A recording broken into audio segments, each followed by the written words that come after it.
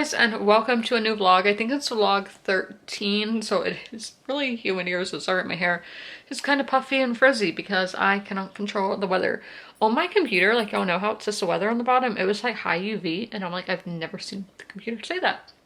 But I am about to get reading for the day. Let me put y'all down right there so I can, because I did go thrifting yesterday, or not just thrifting, I basically just went downtown and bought stuff. So I went to first the indie bookstore, and then I went to a small business pet store to buy a new water dish for the cats, and then I went to the like antique thrift store kind of thing. So I guess we'll start with that one because that's on top.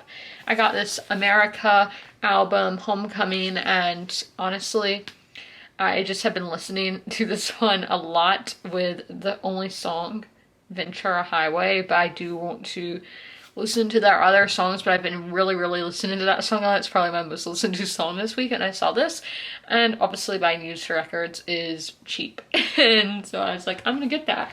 So here's what the back looks like oh my gosh, goals. And then I realized it was kind of thick like when I bought it. So you open it up, oh gosh, I don't want the record to fall out, so I'm gonna stand up. So you open it up and then you can do this, and so you have your front of the album looks like this, and then your inside you hold up like this, so you have all your like info of like who's playing what instrument, that kind of thing, going down, and you have the band down there. So I thought that was really cool. I've never seen, maybe my Led Zeppelin 4, it kind of has something where you open it up like that, but it's only really the inside. And I thought that was super cool, and I didn't realize that until I got home that it was very unique like that. So then at the indie bookstore that I go to, some of the books are used, some aren't, I'm not sure. This one is used. This one I don't think was used, but I don't know, it has that on the back. So the first book that I saw, I love to get hardbacks at the indie bookstore and used bookstore just because they are like $20 cheaper than if I was to buy it at Barnes & Noble. So the first one I got is a book that I see a lot, and I felt now would be the time to get it because, I mean, it's even cheaper than Book of the Month, which Book of the Month is usually the cheapest. So this is The Revolution of Marina M. by Janet Finch. So this is St. Petersburg, New Year's Eve, 1916. So, you know, the Russian Revolution, that time period, historical. I never realized that book was that thick. And then this one is 22 Britannia Road by Amanda Hodgkinson. I've never heard of this book, but I saw it, and it takes place in the post-war years in Britain. I think the characters might be Polish and Polish immigrants in Britain. And I've just, that y'all know that's well, I'm fascinated by that time period, but it's a time period I'm really wanting to read from. So, and location that I'm really wanting to read from. So I had to pick this up because that's just, I'm so fascinated. So yeah, the private terrors of two Polish survivors who want to bury the past in the comforting comforties of English life are slowly exposed in this gripping narrative. Ooh. So I thought that sounded really good, but I am about to start reading for the day. I'm still reading, my short story collection is How High We Go in the Dark by Sequoia Nagamatsu. So this is a science fiction. They are archaeologists and a lot of different kinds of people, anthropologists, you know, all that, on like an expedition in Siberia, looking at what is under the permafrost, and with that some diseases from the ancient times, like prehistoric times, you know, the caveman Neanderthal era. From that time period, those diseases raise up, and so it starts a worldwide pandemic. And so this is just all different people's stories of going through this pandemic, a very deadly. It's only some books, because since now that we've lived through a pandemic, it's kind of different reading about books that have these really bad pandemics where like everyone dies, which I don't think it is on that level. I think this is more of a COVID level, but it's just something, a virus like they've never seen before. With COVID, there have been coronaviruses before, so we kind of knew how to deal with it, but with this, it's something like completely new that they don't know how to deal with. But that is what I'm currently reading here. This is like a 3.5, 3.75. I am liking it. And there's some stories in here that, yes, I have loved. And which one am I reading right now? Yeah, I do. I am loving the one that I'm currently reading just because there's so many musical references, and I'm like, I love that because I'm somebody who loves music. And a lot of these are in the Bay Area, which I really, really love the Bay Area. I was literally just looking at pictures from my first trip there to the West Coast. It was my first trip to the West Coast in general, and I just loved looking at those pictures. So, and there was some that were in the same locations that the short story that I'm reading is taking place in. So that's what I'm currently reading. I should finish a book today, and I'll talk about those other books that I'm reading when we get to them. I'm not very busy today, which this weekend is basically the calm before the storm, because we do have hockey playoffs next week, and that is, I'm gonna be watching hockey like every single day, different teams, because I'm watching just a bunch of playoff games because it's fun. And I enjoy talking about it with people, and yeah, I just love the whole atmosphere.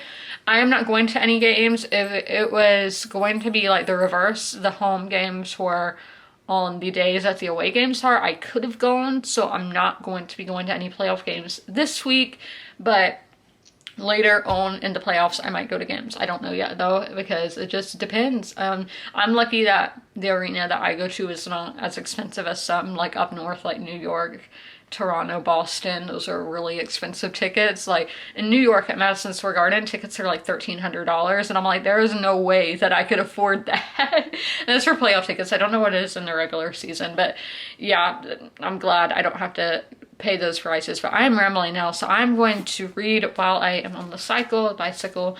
Yeah.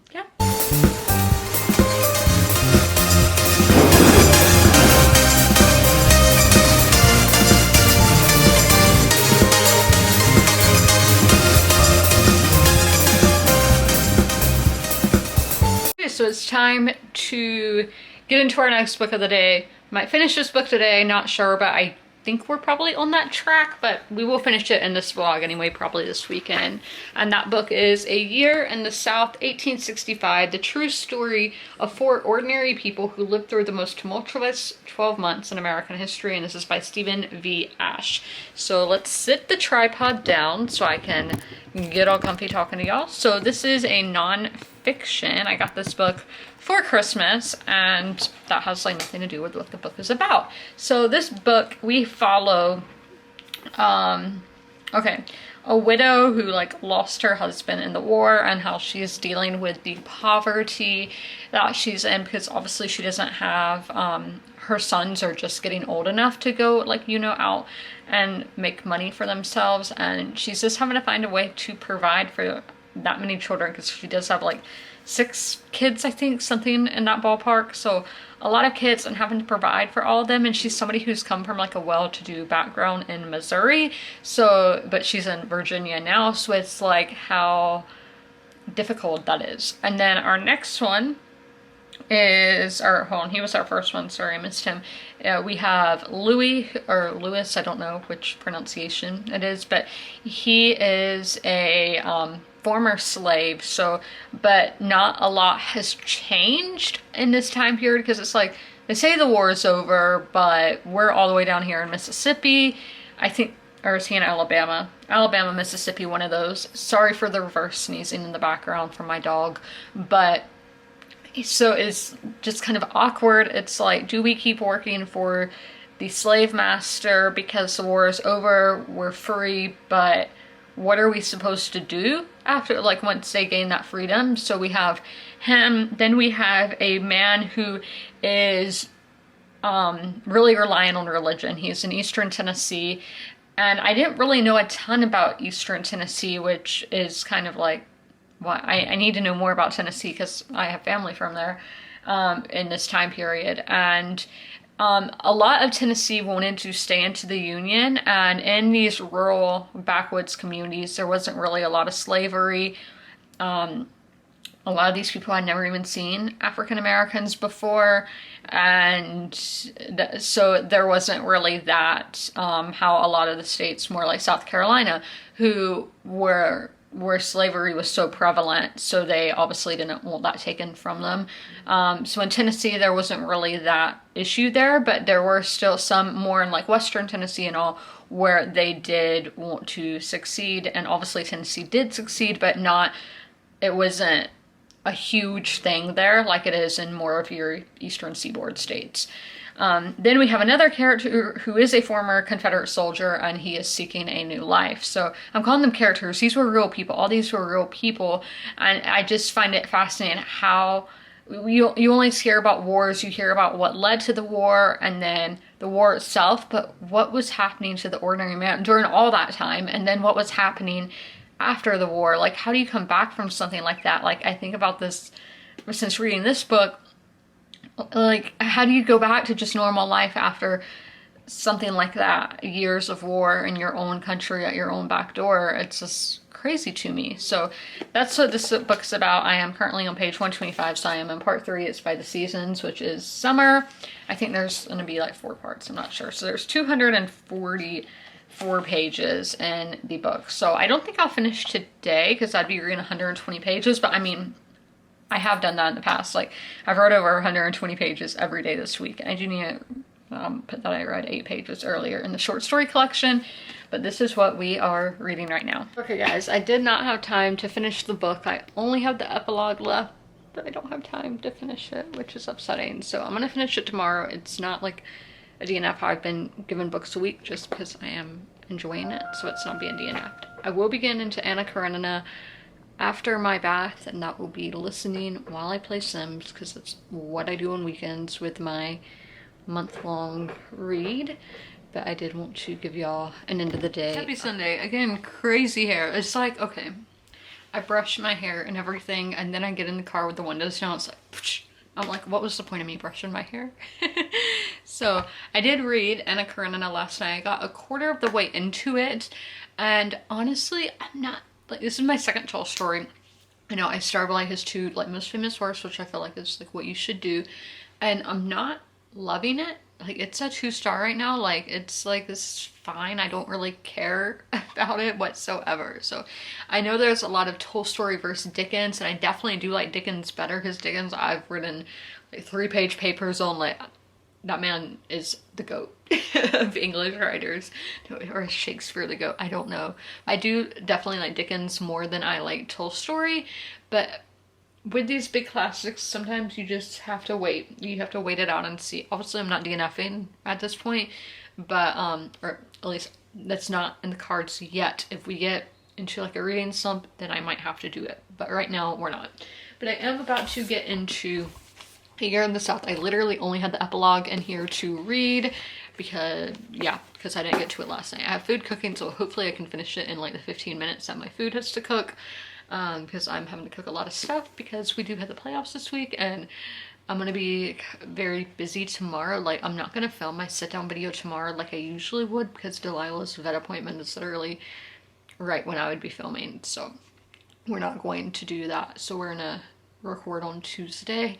It's just gonna be a very like lopsided week. Things are gonna be all Twitch watched, and we know I'm somebody who, I am like religious with my schedule. Like, I have to do things at certain times, so I am breaking from that this week, and it's going to be kind of difficult, but I will survive. So I'm going to get into A Year in the South now. Okay, reading update time. So I finished A Year in the South. I need to see how many pages I read. So I read 9 pages just then, and yeah, this is a 3-star. I liked it. It answered the questions that I had, and now I have more questions, which that, for fiction, that's a bad thing. For non-fiction, that's a great thing, because it makes me go look into other subjects, like the city of Memphis for one, and the city of Cincinnati. I want to know their histories now that I've read this. But yes, and if you're scared of this, like politically speaking, whatever, that this might be like glamorizing the South or whatever in that time period, no, it doesn't. I don't think it does at all. It does talk about how harsh slavery was, and how starting in the late 1800s and going onward, how it was, plantation life was being glamorized, and like you can see the movie Gone with the Wind and all of that, which, speaking of Gone with the Wind, the book is definitely better than the movie. We read that book last year on this channel. So I do think this did a good job at showing what life was like for normal people, for Black people, for women, and then for men who didn't fight in the war, for men who were in the war, what life was like just for all different kinds of people who weren't like celebrities or like political figures. Because that's something that I always want to know, what normal people were doing in moments in history. Because I mean, I'm not a politician, I'm not a celebrity, so it's like, no, these people's lives do matter because they were what made the world, really. So we finished that. So my next mood read is completely different, and it's Take a Hint, Dani Brown by Talia Hibbert. I have this nice used copy, like it has the perfect ASMR sound because it's water damaged in the back. So this is my next mood read. I loved the first book in this series. I'm seeing how long this is. It's quite on the longer side from what we have been reading for mood reads. It's 361 pages, but it is romance. So yes, what this is about. So Danica Brown knows what she wants: professional success, academic renown, and an occasional roll in the hay to relieve all that career-driven tension. But romance, been there, done that, burn the t-shirt. Romantic partners, whatever their gender, are a distraction at best and a drain at worst. So Dani asks the universe for the perfect friends with benefits, someone who knows the score and knows their way around the bedroom, when big, brooding security guard Saphir Ansari rescues Dani from a workplace fire drill gone wrong. It's an obvious sign. PhD student Dani and former rugby player Saf are destined to sleep together. But before she can explain that fact to him, a video of their heroic rescue goes viral. Suddenly, half the internet is shipping Dr. Rugby, and Saf is begging Dani to play along. Turns out his sports charity for kids could really use the publicity line to help children. Who on earth would refuse? So that is a romance. And with Dani, or with Chloe Brown, I really related to, like, that is exactly my dream romance. That's like what I want to happen to me. This one is completely different because I did not go to university myself, and yeah, and like I am someone who wants like true love when she does not really want that. She just wants to have fun, which I can respect. But yes, so this is the one that it seems like fake dating is going to be a trope here and all of that. Yeah, a fake relationship in public, but behind the scenes they're secretly fallen in love, and then it seems like it's a grumpy sunshine with the guy being the grump. So that's what we're doing for our next mood read. I'm gonna start this probably around 6, which is in about 2 hours. Okay guys, time for the end of the day update. So I read 92 pages in here, so it's 101 pages on the day, so that is obviously really good. I need to do the math in a minute to see how many pages I read in total this week. But okay, so taking it, Dani Brown, that's what we're talking about. So for me, with rom-com like movies, I never actually find them funny. I'm just like, yeah, cool. But with Talia Hibbert's books, they actually make me laugh. Like, this is what rom-coms are supposed to be. So I don't know if maybe I'm just supposed to be watching British rom-coms. There was one really awkward one. It was called First Date Sex, I think, with George Mackay in it. And it was literally so awkward that it was funny. Like, it was supposed to be awkward. Yeah, that movie was a whole experience. I think about it a lot just because it was so weird. But yeah, this book is just really funny, and I love when a book has a good sense of humor. It's just very British. And another thing to let y'all know, Talia Hibbert does put an author's note at the start of the books with the trigger warning. So please be aware with this that this story involves sensitive topics such as dealing with the death of close family members and handling general anxiety disorder. I hope I've treated these issues with the care they deserve, and I think that is so nice that the author includes that. But yeah, I am enjoying this. It's not hitting the same way Chloe Brown did, because Chloe Brown is like the most relatable character I've ever read in my life. This is like a 4-star. I'm loving it, but not a favorite. But still, I'm loving it, and that's what matters. So Talia Hibbert has done no wrong with her books so far. And then there's one more book in this series, and then she has a plethora of books out there.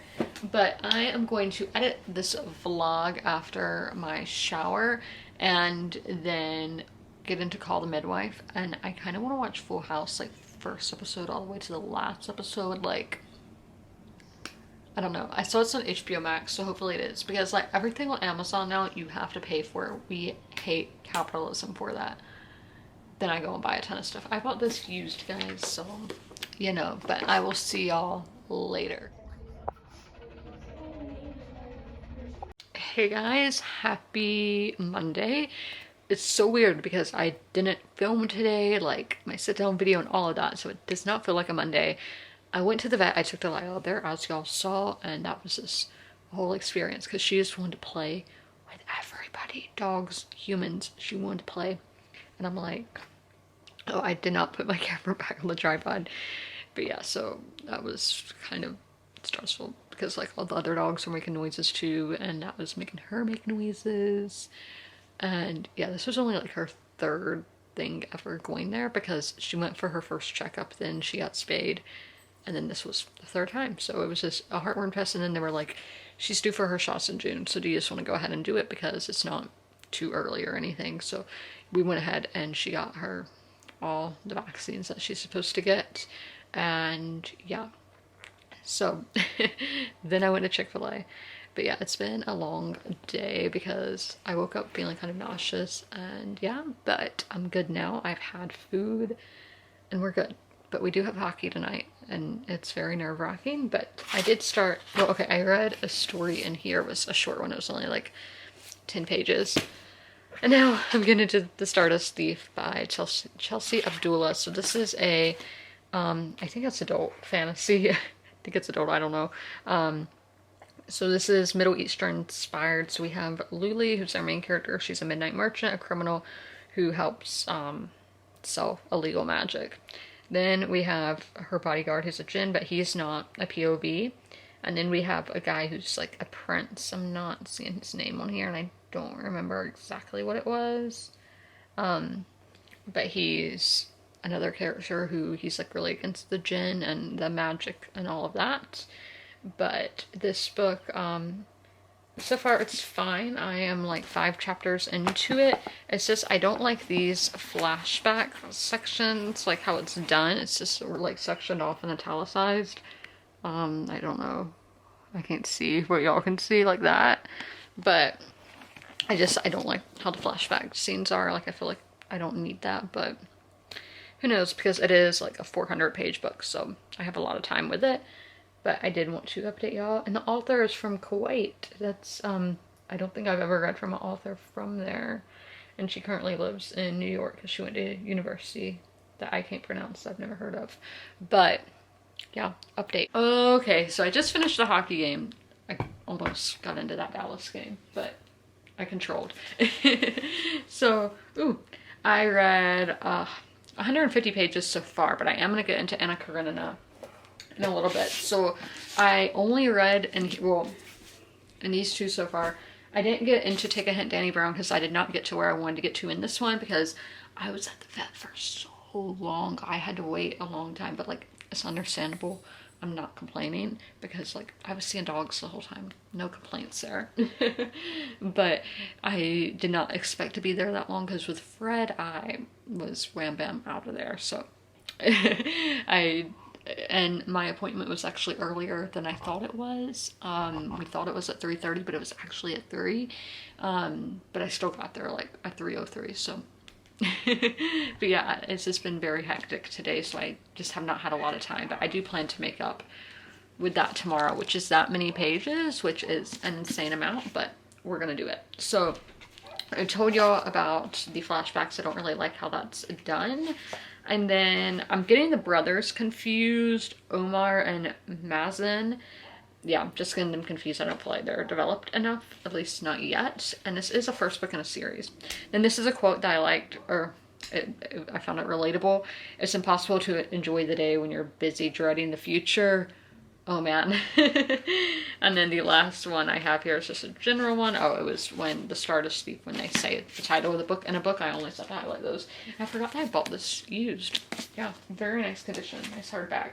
And this book reads younger. I don't, as I said, I don't know if it's adult or young adult. Storygraph didn't say from the tab that I looked at, but I could probably go look more. But it reads young, but I'm not sure if it's actually young adult or not. So I'm not complaining about that because I don't know what demographic it's aged towards. And that's not like a huge thing of like, would make me like or dislike a book. I don't really care about that. So I am going to get into Anna Karenina after my bath. I cannot wait to have my bath because I am sweaty and gross. With shivers though. But yeah, it's been warm here. It's 77 degrees right now at nighttime.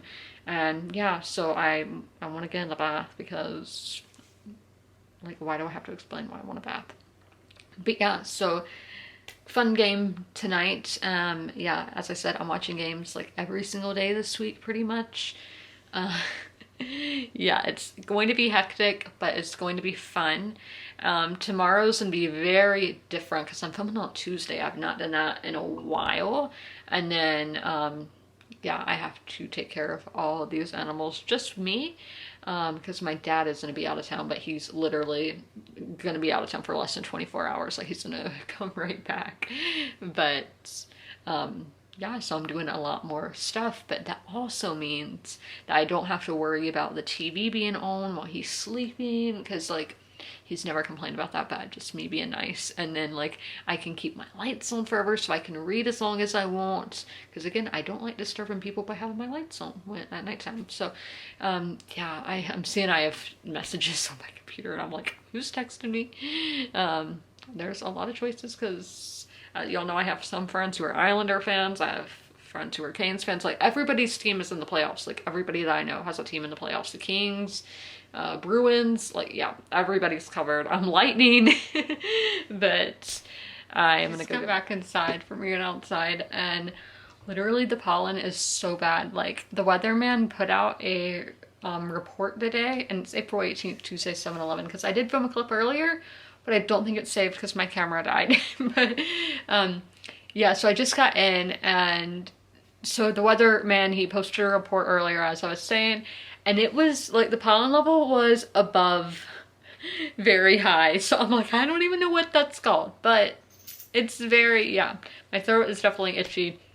That's the thing with spring. I have to take Benadryl like all the time. I don't know if I actually will take Benadryl or not, but Thursday is the day that's supposed to be really bad. So we'll just have to see how that plays out. But I just got done with the Stardust Thief for the day. I read 181 pages in here. And to be honest, I am skimming at this point. I'm 68% of the way through, and I'm not hating it. There's nothing that I really dislike. It's just I don't care about it.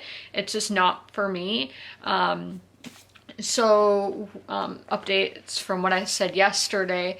The characters, I feel like Luli is really the only really developed character. The rest, I'm just getting confused with one another. I'm like, who are these people? Like, which one is which? Like, I know there's two princes, there's one thief, but it's just being like, it's mainly with the brothers. I'm like, which one is which? And yeah, that's just kind of confusing. But as y'all know, this is a Middle Eastern inspired fantasy, and that's really making me want to pick up a book set in the Middle East, but not like in the real world Middle East, like historical, literary fiction, something. I'm wanting, like, this is giving me kind of inspiration to pick that up, which I do own a few that do take place in that part of the world. So I'm definitely going to need to check that out. Isn't it crazy? Like, I know so many people who have been to the Middle East, but it's either their families are from there or they're in the military. But it feels like everybody now in the military is getting sent to the Pacific, when before, like 5 years ago, it was all to like Kuwait, Dubai, all that part of the world. But yeah, that's like really random tangent about the military. So I'm done reading this for the day, so I am going to have time to pick up Take a Hint, Dani Brown, and I finished reading like I was supposed to finish at 7:30 and it's 7:13 right now, or just turned 7:14. So I'm gonna eat some dinner. I made some pizza earlier, but I did have that for lunch and I'm like, I want to change it up for dinner. So I think I'm gonna do like breakfast for dinner. I did that the other night during the hockey game. Was that during the hockey game? Yeah, it was. But yeah, so I have my Mitch Marner jersey on tonight. He's my favorite hockey player, for those of you who don't know. Let me show you, because this was my favorite Christmas gift back in 2021, I think is when I got this. I don't know, but I've been getting to wear it lately since I've been getting to watch Leaf games, so that's super exciting. I don't know if I said in the vlog that I met William Nylander. Yeah, I did. I saw him walking down the street. I was showing my dad where this bookstore was, and I was like, wait, that's Nylander. So I stopped him, and yeah, he was super nice. Like, yeah, he was really nice. Dog was yelling at him the whole time, and I was telling him, I'm like, I'm so sorry about her, she's so rude. But yeah, so I will get into Take a Hint Dani Brown during the intermissions, and this is an ESPN game, so I don't know who is going to be. ESPN only is kind of biased to certain teams.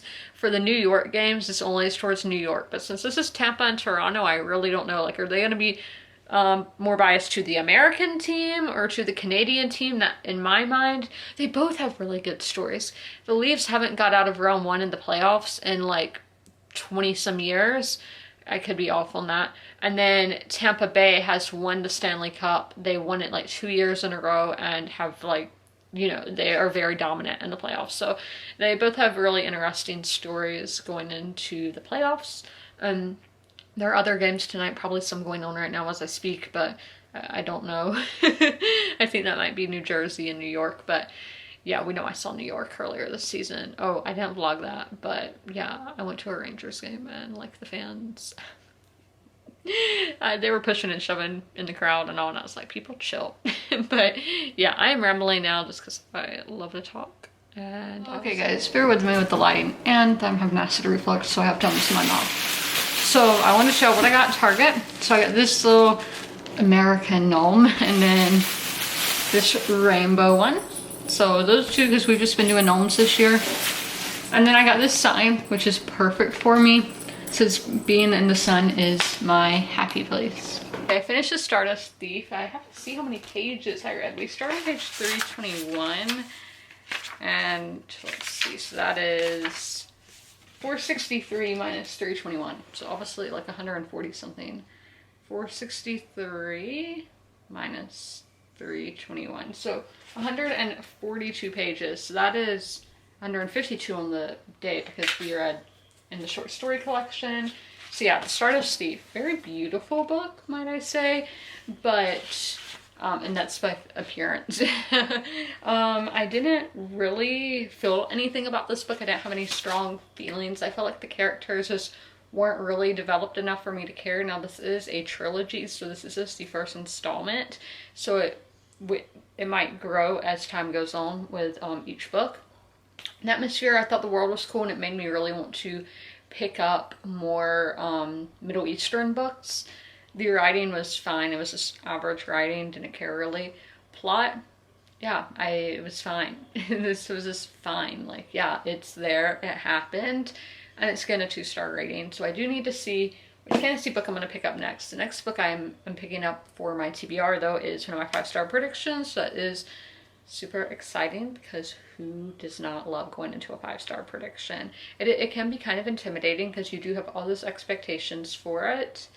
But it's a memoir, and we're going to be doing the audiobook because it's narrated by Pamela Anderson, who wrote the book. And I do think from her journal entries that she puts on Instagram, I think are very beautifully written, so I do trust that it's going to be good. But I just wanted to let y'all know that I did finish this book, and I have 29 minutes to spare. I might take a nap because I did not get to sleep in today, so hopefully I get to take a nap. But, or I might just get caffeinated. Who knows? Okay, let's do our last update of the day. I need to put down that I read 35 pages and Take a Hint Dani Brown, and therefore do the math to see how many pages I read today. Okay, 35 plus 142 plus 10 is 187. So the second most this week, to be able to take that. I'm always happy to read over 100 pages. That's my goal every day. So with Take a Hint, Dani Brown, I'm at 46%.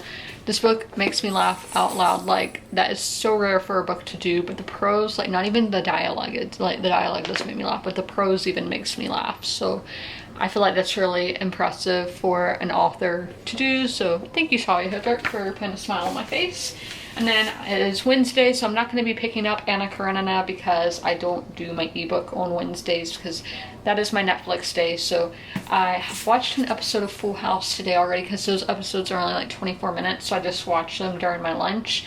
And then I have been rewatching episodes of Daisy Jones just when I have free time, but I don't think I'm going to do that tonight. I just don't think that I will have time, but it might happen. But I am going to watch Call the Midwife.